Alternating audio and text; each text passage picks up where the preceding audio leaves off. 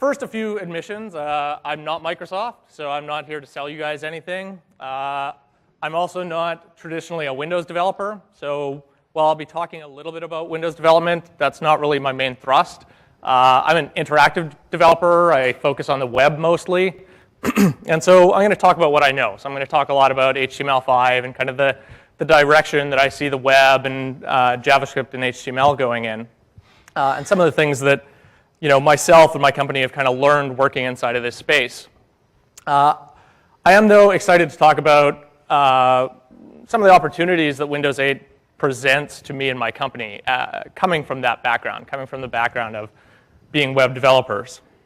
So this is going to work. There we go. All right. I just need to make sure I can trust this thing.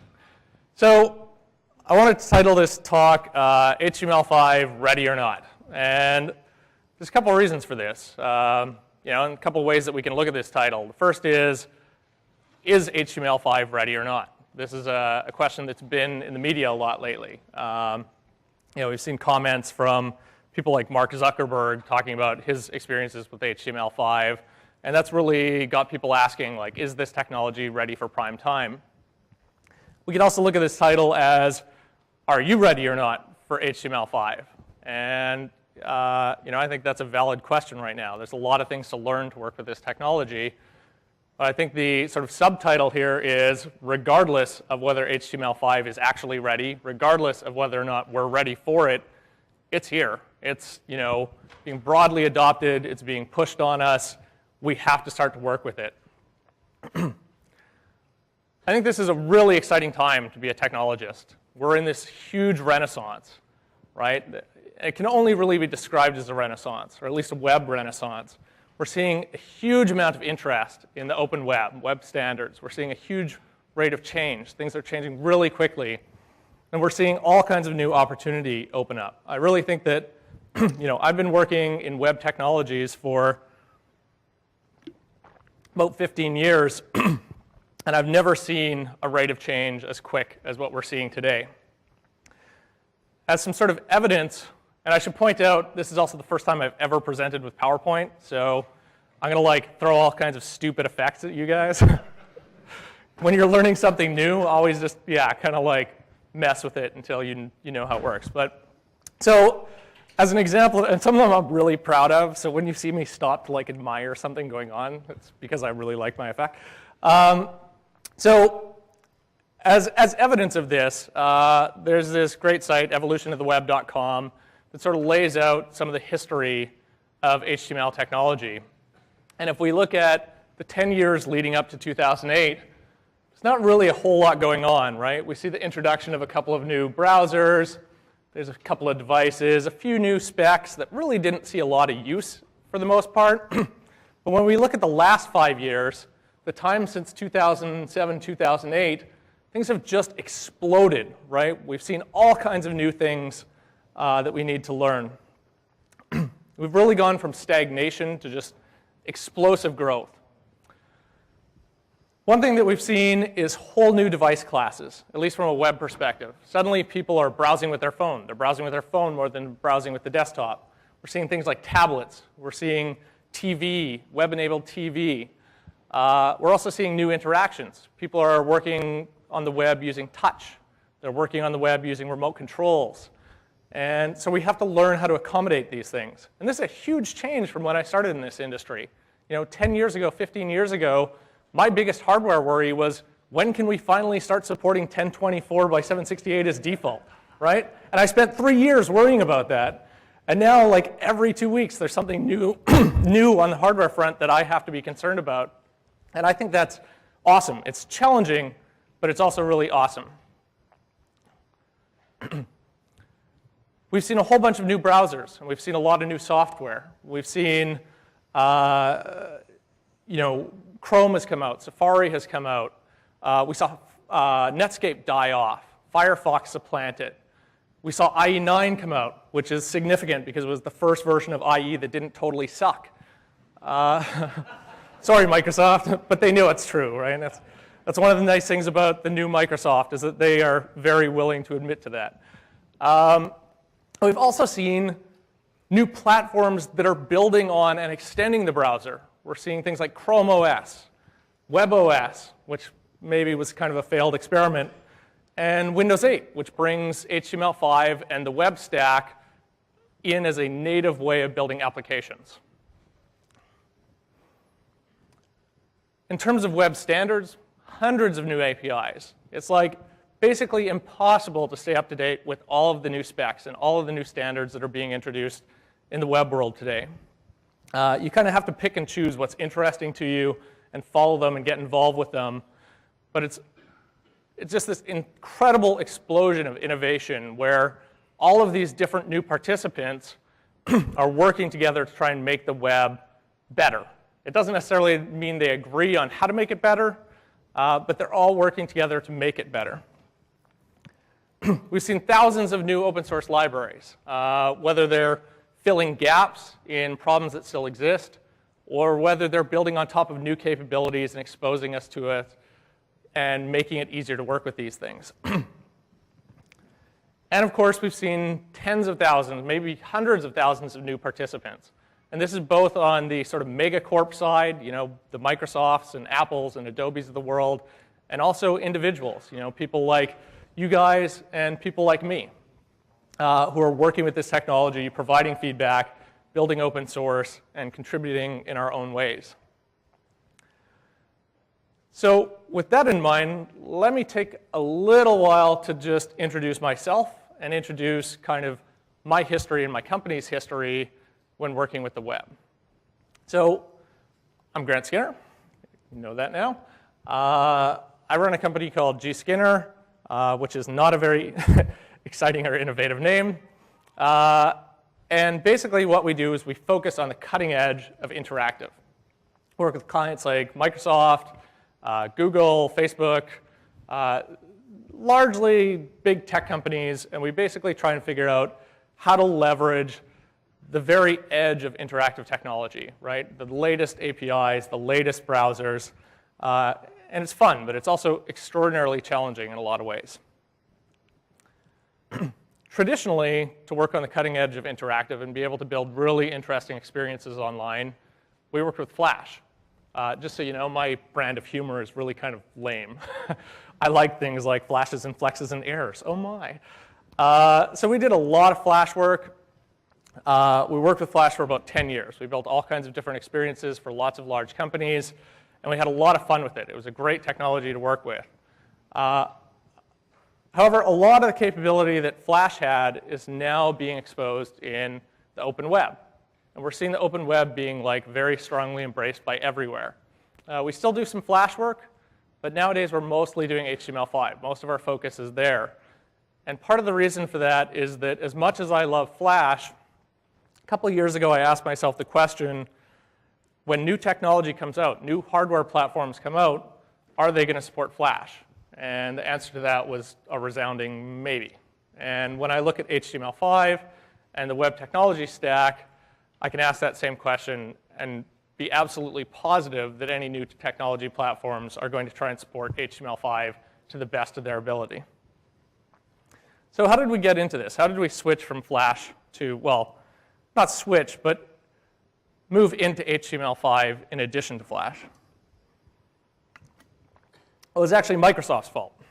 A couple years ago, well, I guess almost 3 years ago, Microsoft approached us and they said, hey, we know your Flash work, we really like it, we'd be really excited to see what you guys can do using HTML5 and what you could build on top of the IE9 browser that's going to be coming out shortly. And specifically, we'd like to see if it's possible to build a real casual game inside of the web stack. And so we said, well, I guess Microsoft has money. Maybe we can do that. But honestly, our previous go at web technologies, open web technologies, had almost resulted in one of my senior devs quitting. We did this media search in HTML about 5 years ago, and it was such a mess trying to get every browser to work that when we finished the project, my senior dev told me that if I ever made him work on an HTML project again, he would quit. So things have come a long way. So Pirates Love Daisies, I'm not going to go too far into this because we have limited time, but totally web deployed. It runs entirely on the web standard stack. It includes audio, graphics using Canvas, things like local storage. And it's just a fairly straightforward tower game. Reporting for duty.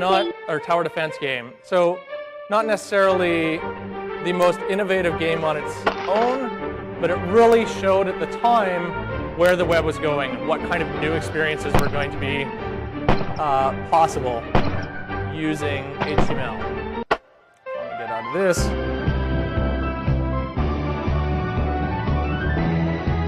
Oh man, this is going to just yell at me. There we go. So this kind of sucked us in.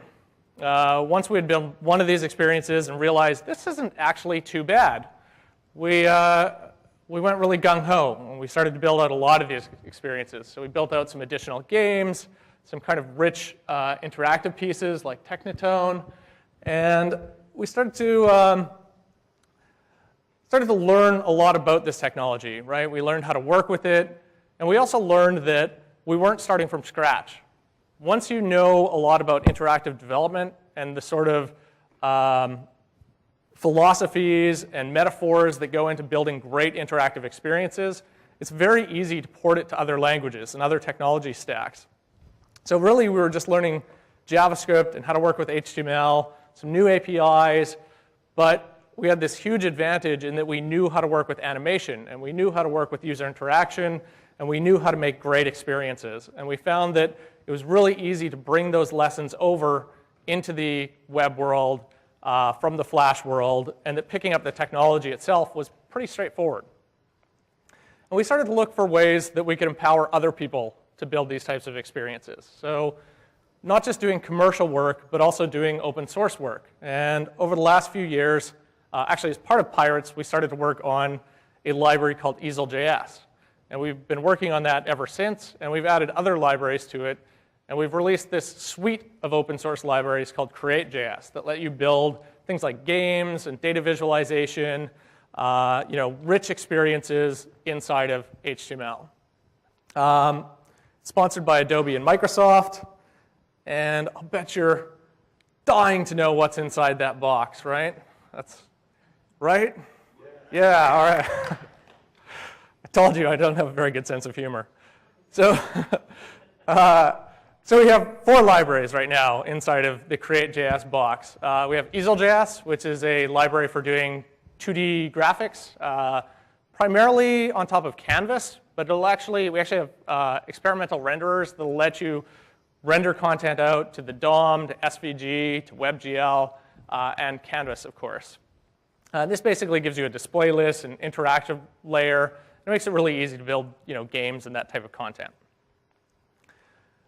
We released Sound.js. Sound on the web right now is a really big challenge, and we're trying to make it easier. So we're not trying to make it easy, but we're trying to make it easier. So we abstract a lot of the difficulty in doing sound out and give you a really easy API to work with. Tween.js gives you an animation library that works with Easel.js or works with whatever else you want. And finally, Preload.js. One of the easily overlooked parts of building any great experience is actually getting your assets in there and providing progress bars and things like that. And so we made that really easy. And each of these libraries can be used independently, or they can be used together to take advantage of each other's capabilities.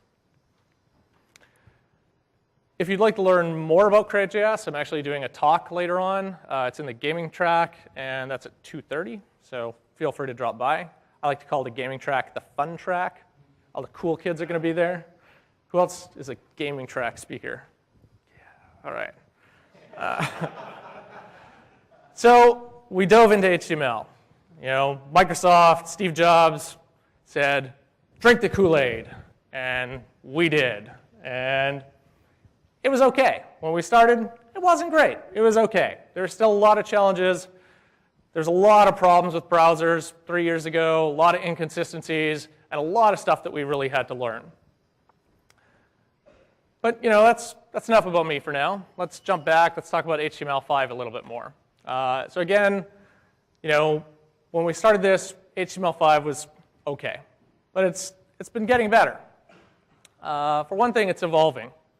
It's we're adding all of these new APIs, right? We're getting new weapons, so things like geolocation, microdata, touch, one of my favorite APIs, Canvas, another one I love. We're getting increasingly good support for audio and video.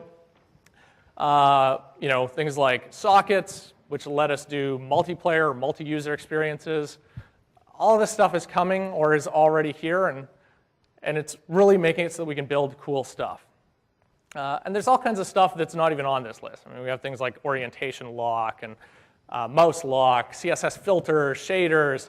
There's just a never-ending parade of new APIs and capabilities that we can take advantage of. We're also seeing the stack mature, and this is in a lot of different ways. API availability, right? So, more and more browsers are supporting more and more of these features. Consistency, right? The ability to write your code once and maybe actually have it work across all of the browsers that you're targeting. I mean, that's still kind of a lottery, but it's getting better. Performance has increased immensely over the last 3 years. In fact, you look at the Pirates Love Daisies game that we built 3 years ago, that game was specifically designed to tax the top-end desktop systems at the time. We wanted to show off that IE9 had hardware acceleration for graphics, and we pushed those graphics as far as we could on hardware at that time and on browsers at that time. Today, that game will run on an iPad or an iPhone. To me, that's incredible that the mobile device can run something that just a couple of years ago we built specifically to bring a desktop system to its knees. So performance has gotten way better, both on the graphical front and on the code front. And of course, tools, which traditionally have been a real problem. But browsers are coming up with better dev tools, and companies like Adobe and Microsoft, and even little guys like my own team are coming up with tools to make things easier. And the other big area of innovation is open source, right? I mean, making web development bearable. I would hate to do web development without open source projects. They fill in all the gaps, they smooth things over across browsers, and they just make things so much easier to work with. I mean, these are some of the common ones that my team uses all over the place. So all of these things are sort of coming together, and they're enabling experiences that even 5 years ago we wouldn't have even thought was possible using web technology. An example of this is a project that we launched with Microsoft and Atari a little earlier this year called Atari Arcade. And I'll show you this briefly. So again, this is all web technology, no Flash, nothing like that. We're taking advantage of things like CSS 3D for the interactions. And we can jump in and play games. Games are all built on top of Create.js.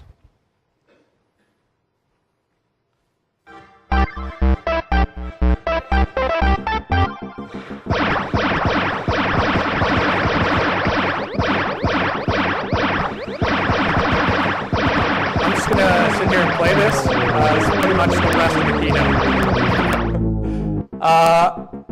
So, we're able to build these experiences that you just would not have thought was possible 5 years ago. I mean, it's still not, cutting edge for a desktop game, but it's amazing that we can deploy this thing on top of pretty much every single modern browser and have it work and have it be performant. The other thing that's really cool that's happening in this space is the ubiquity of HTML5, right? Traditionally, we've only been able to deploy HTML content on the web, right? I mean, this is the internet in a nutshell.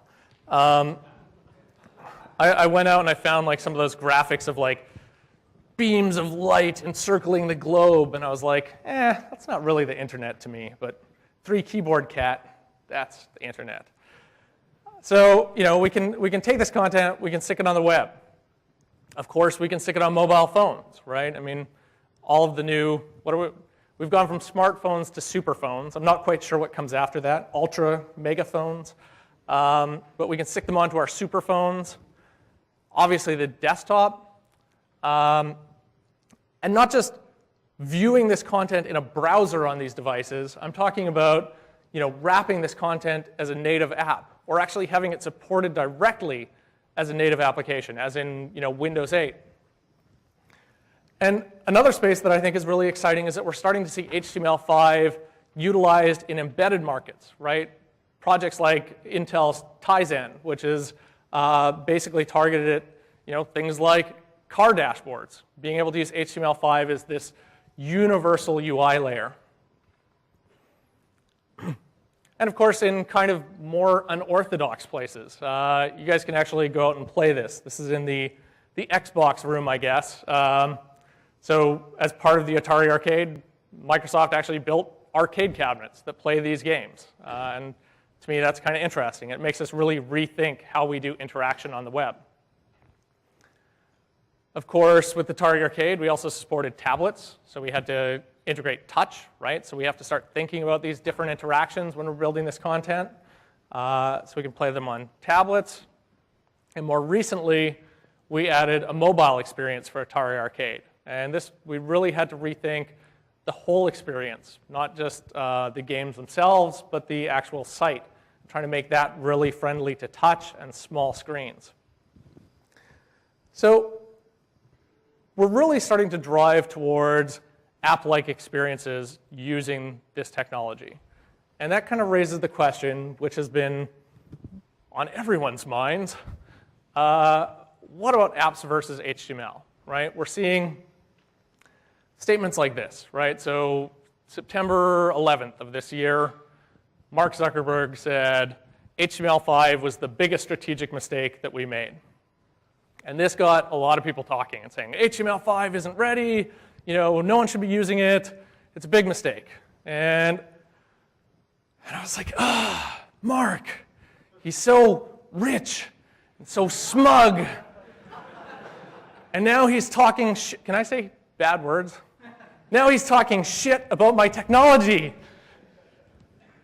Bastard! That's one of those effects I was proud of, just by the way. But that's not all he said. That's what the media focused on. But he also said, we have more people using mobile web Facebook than our iOS or Android apps combined, right? So maybe he doesn't need the mustache. Maybe he's an okay guy. Maybe he's not talking smack about HTML5 right now.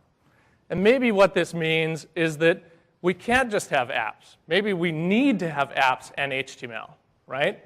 So maybe we still need the apps, but we also need to have a web presence because more people are looking at Facebook on the web on their mobile devices than using the apps that Facebook has put out.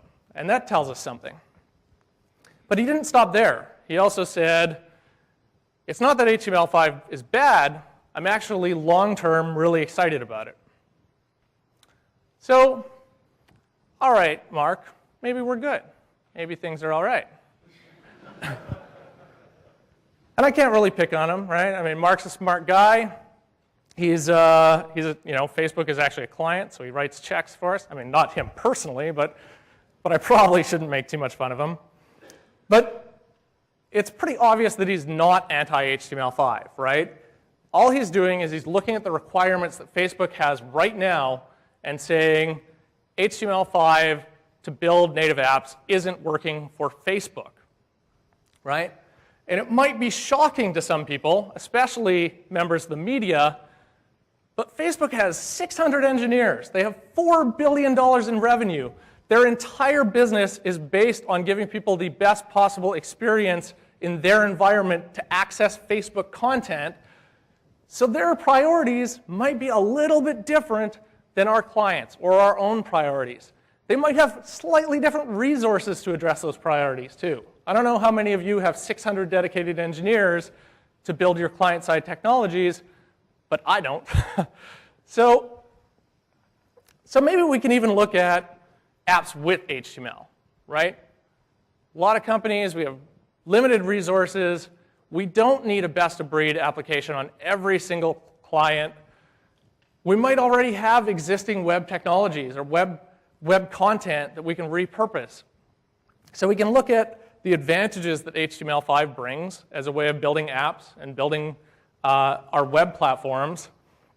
And we can look at the resources that we have, and we can decide, does it make sense for us? Or does it make sense to spend the money to build a native iOS application as well as the website, and maybe build a native Android application as well, or build a Windows Phone 8 app as well?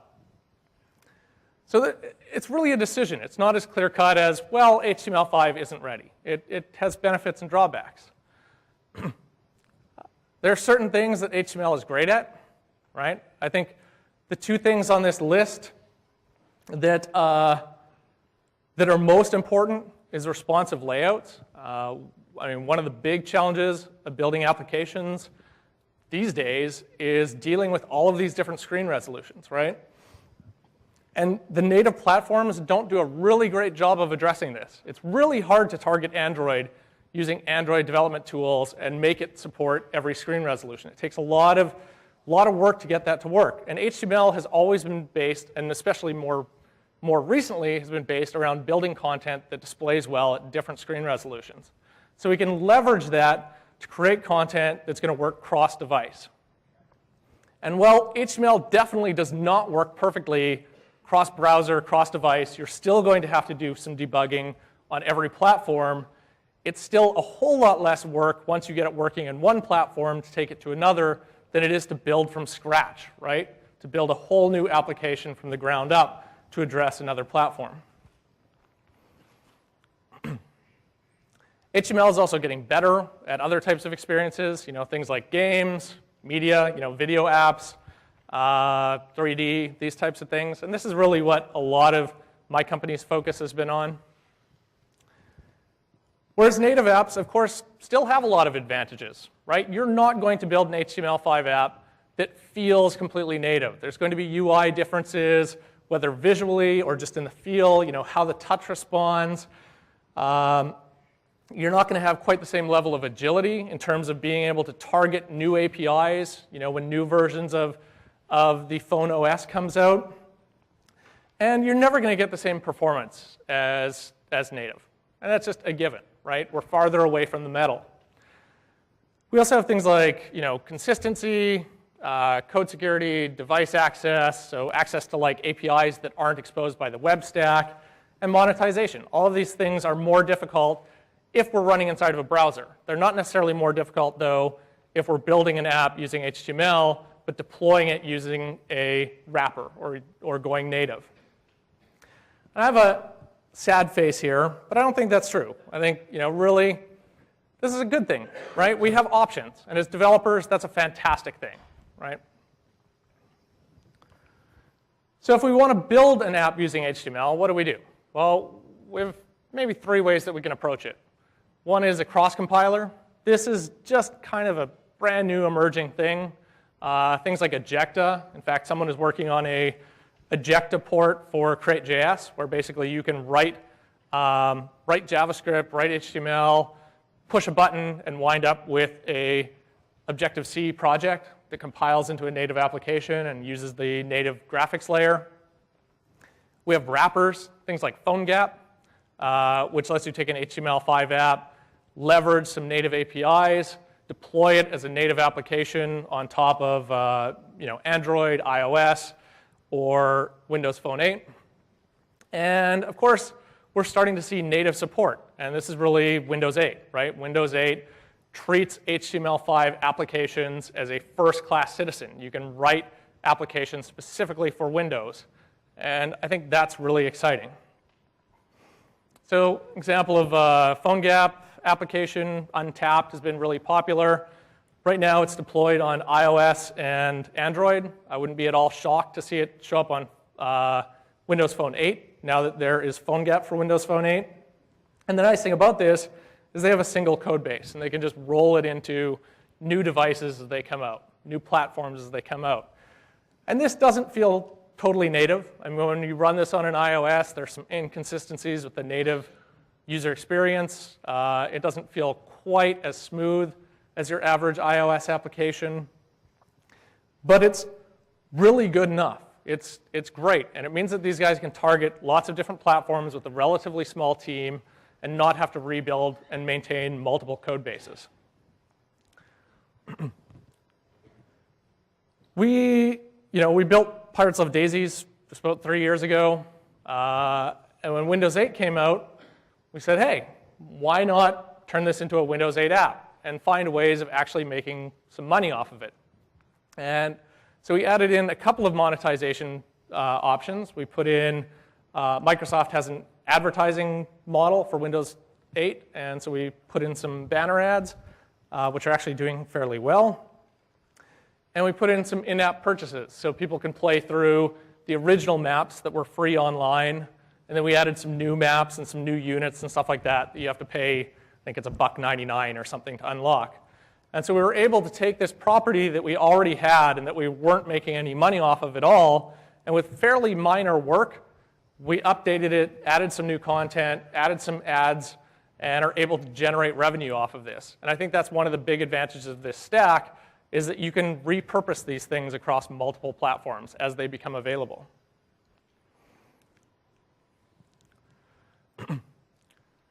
So today, 2.4 billion people on the internet, right? And there's like more devices than that. There's actually more than one device per user on the internet. It's about 196 million people using iOS. There's about 345 million people using Android. There's about 690 million people using Windows.